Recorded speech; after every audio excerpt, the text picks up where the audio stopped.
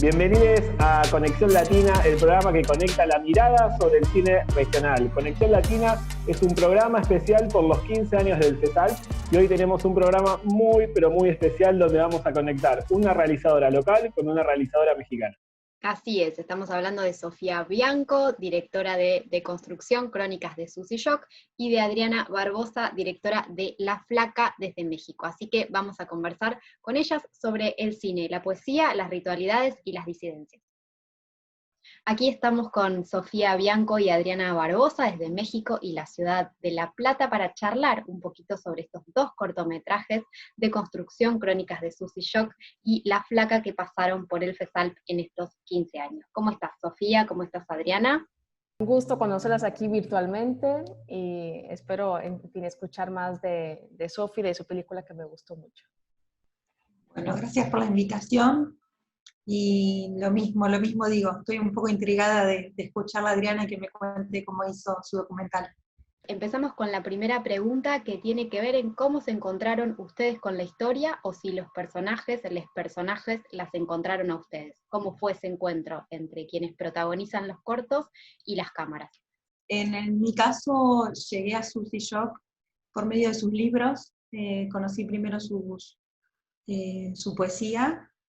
Y en realidad lo que me sucedió es que me di cuenta que tenía libros publicados con su nombre masculino y con su nombre de Susy Shock, y me generó como mucha intriga esa situación. Entonces a partir de eso empecé como a indagar y a ver quién era esa persona. Me enteré por medio de un amigo que estaba haciendo algunos shows en Buenos Aires, así que fui directamente a verla en sus espectáculos, y cuando la vi fue, digamos, como que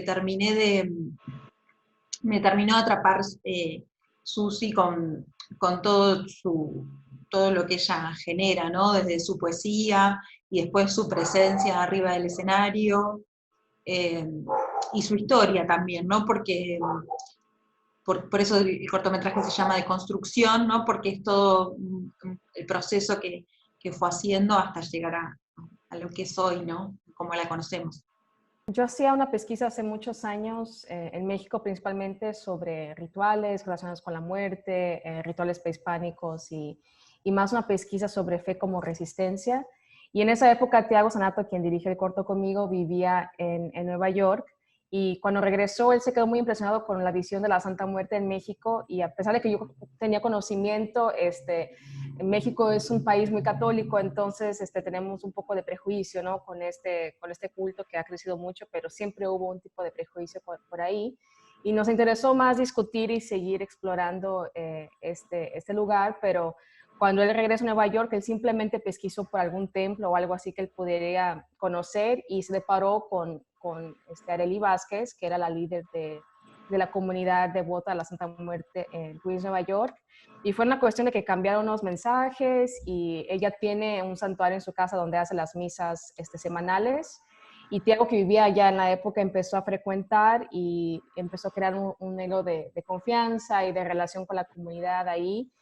Y bueno, conoció su historia y quedó muy impresionado. Es un personaje que tiene muchas camadas y muchas cuestiones que nos interesaba explorar y retratar como personaje.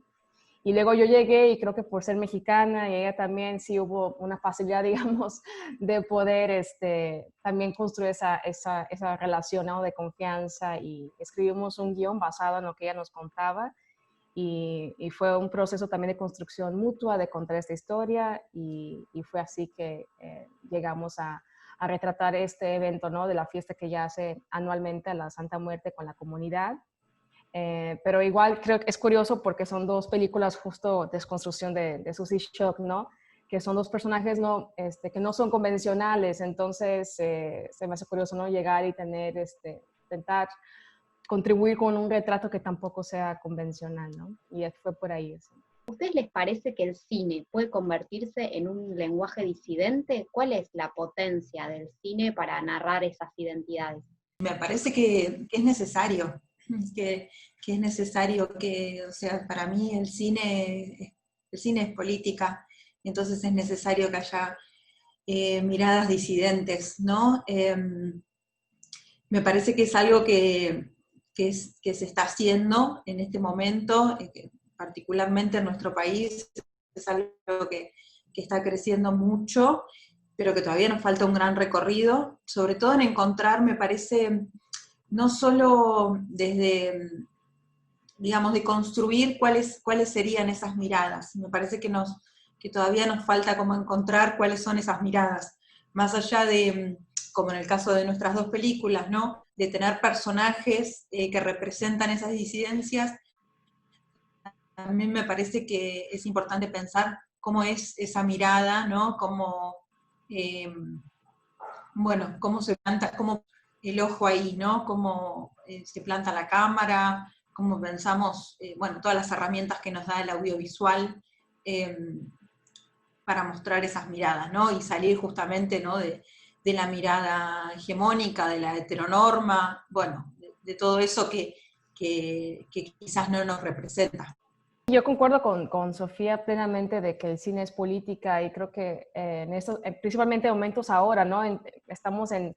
Hacemos parte de naciones con una cuestión así de gobiernos que quieren apagar nuestra memoria, nuestra identidad, y como documentaristas, ¿no?, retratando personajes reales, creo que es una responsabilidad de tener esto muy, muy claro en cómo retratamos estos personajes, y personajes invisibles, ¿no?, para la sociedad, pero que el cine también tiene ahí un poder de poder comunicar y poder, en fin, compartir otro punto de vista, pero creo que principalmente contar historias no contadas.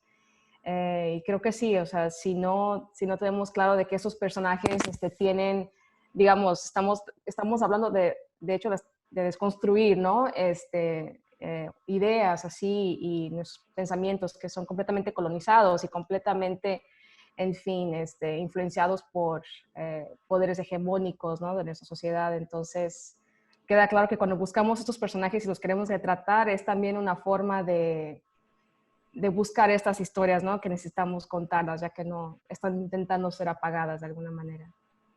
Hay una conexión muy fuerte entre ustedes y esos personajes, ¿no? ¿Cómo fue el rodaje? ¿Qué experiencia pueden contar de ese rodaje? ¿Cuántos días duró? ¿Algo particular que quieran? Porque es un rodaje que implica el seguimiento tanto a la Flaca como a Susy Shock con la cámara muy de cerca en su vida cotidiana, en algún sentido. ¿Cómo fue planificar ese rodaje? Fue así un caos casi, porque bueno, estamos grabando una fiesta mexicana, entonces así no se podría esperar algo muy tranquilo, ¿no? Es muy singular, pero sí fue, en mi caso sí fue complicado porque teníamos un guión basado en la historia de que Arely nos compartió sobre su historia, y usamos una actriz para intentar tener un hilo de ficcional solamente porque nos parecía que la única manera de poder retratar lo que este personaje pasaba, ¿no? Y por todas, en fin, esa presión psicológica y todos esos traumas que ella carga. Pero no esperábamos que fuera a suceder al mismo tiempo en la vida real. Entonces, creo que realidad y ficción sí también tomó cuenta de nuestro proceso, y tuvimos que volver al año siguiente para grabar cosas que no pudimos en el primer año. El primer año creo que pasamos así dos días rodando sin parar a su lado, y tuvimos que volver al año siguiente, y creo que por eso entró eso en la película. Sí, en mi caso sí fue algo que creo que la vida real tomó cuenta también del proceso, y lo incorporamos de alguna manera para que fuera lo más cercano y verdadero posible. Bueno, algo parecido un poco en cierto sentido a lo que cuenta Adriana, porque bueno, fue un proceso muy largo, principalmente más que el rodaje, que también llevó un tiempo, fue como todo el tiempo de escritura del guión. Estuve mucho tiempo viéndome con Susy, yo escribía un guión, lo leíamos juntas, a partir de ahí charlábamos cosas que sí, cosas que no, y se iba modificando, también un poco en función del proceso que ella estaba haciendo. Entonces, por ahí cosas que al principio estaban, con las que Susy acordaba, después nos veíamos un tiempo más tarde y me decía, no, esto ya no. Y para mí era muy importante siempre, es un poco lo que decía recién Adriana, ¿no? Es ser fiel también al espíritu y a su esencia, y algo que a ella la representara, pero que también, digamos, me parece que en el documental también hay una cuestión cuando es así de personaje moral, que es muy, y ética, que es muy importante. Entonces, si bien Susi me daba licencias y me decía, bueno, si vos querés contar esto, contalo, para mí también era muy importante que ella se sintiese cómoda con lo que se iba a relatar. Y este programa se llama Conexión Latina, y un poco la idea es que se conecten ustedes y su cine. Así que para cerrar, siempre hacemos una pregunta entre los invitados. Así que Sofía, ¿le querés preguntar algo a Adriana? Por ahí lo que me pareció interesante es que contaras un poco más sobre justamente ese proceso, ¿no? Porque de cómo se generó por ahí esa representación, un poco más en relación a eso, ¿no? Del rodaje, porque bueno, creo que también algo que tienen en común un poco los dos documentales es que juegan un poco también con la ficción, sin dejar de ser documentales. Sí, creo que fue muy parecido con tu proceso también, Sofía, porque fue esa cuestión también de compartir el guión con Areli, y me acuerdo la primera vez que escribimos, y porque tenemos ese personaje ficcional que es Ana, ¿no? Alguien que la está acechando de alguna manera, sea por motivos de transfobia o por, en fin, ¿no? de prejuicio del culto. Y ella se identificaba mucho con eso, decía, sí, eso es lo que pasa y esta es mi vida, y creo que esa es la historia que tiene que ser contada. Pero creo que vuelvo a esa cuestión así, cuando vemos un personaje con tanta complejidad, ¿no? Y representa un personaje que luchó contra todas las adversidades contra, o sea, de querer ser mujer, de querer ser líder de un culto que es rechazado por la Iglesia Católica, y en fin, tantas cuestiones que no podría ser solamente, digamos, un documental convencional, ¿no? Tenía que ser algo que yo creo que se aproximara también de ese realismo mágico que hace parte de su vida, y esa fortaleza también que hace parte, ¿no? de este universo de la Santa Muerte. Entonces, nos dejamos llevar mucho también por esa pasión que tenemos por esas representaciones de fe como resistencia, y intentar también descolonizar un poco esa idea de que sea algo, ¿no? La muerte, que sea algo como algo negativo, que sea algo, en fin, rechazado. Y fue de ahí que fue principalmente nuestro enfoque. Y ahora me toca a mí la pregunta, ¿verdad? Ana. Bueno, a mí me gustó mucho. Sí, Susi es un personaje que me encantaría escucharla más, y en ese sentido creo que a pesar de las imágenes también salen muy, muy interesantes, fue su texto, ¿no? Y cuando vemos la película, la primera cosa que nos preguntamos es ¿de dónde es ese texto, ¿no? ¿De dónde vienen esas palabras? Si es su pensamiento, en fin, si es algo que fue elaborado. Entonces, creo que la primera curiosidad que tenía en ese momento era justamente pensar si era algo que fue previo o fue algo que fue construido a lo largo del proceso como forma de que expresara, ¿no? ¿Qué era esta película para ella?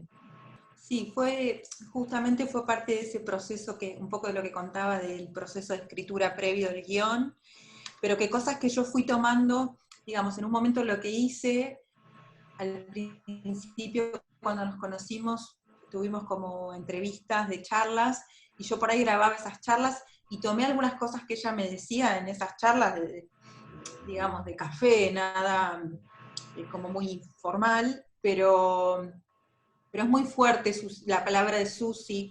Bueno, de hecho ella escribe poesía, entonces, digamos, es muy contundente con sus palabras, y a su vez creo que, bueno, mucho también ella está muy conectada con el folclore también de Argentina, y también a su vez esa mezcla por ahí más con el arrabal, ¿no? Como la cosa más porteña, porque bueno, también en ese momento ya estaba viviendo acá en Buenos Aires, entonces como esa fusión me parecía como muy interesante, y es muy propia en su palabra, en sus espectáculos, en su música, en lo que sus espectáculos son ella cantando y muchas veces es ella recitando su poesía.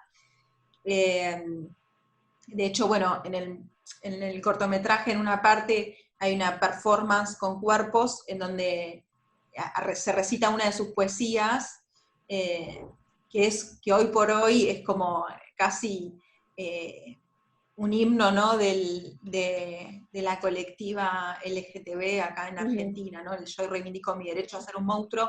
Es como que en ese momento, quizás cuando se hizo el cortometraje, no era tan conocida, pero hoy por hoy es como una frase súper popular y conocida y que es parte de sus poesías. Pero, Sí. digamos, sus palabras, de hecho el corto empieza diciendo eso, ¿no? Como que la pandemia, que es todo lo que tiene ella para decir, y justamente eso que también como la intención del cortometraje, ¿no? De darle la palabra a Susi. Ujú. Muchas gracias, Adriana, Sofía. Sin duda tenemos que pensar a cada uno y cada una y cada uno de los que están y las que están al lado nuestro, y un poco la propuesta de Conexión Latina es conectarnos a través del cine, así que hasta aquí nos quedaremos con un montón de imágenes y con un montón de deconstrucciones aún posibles.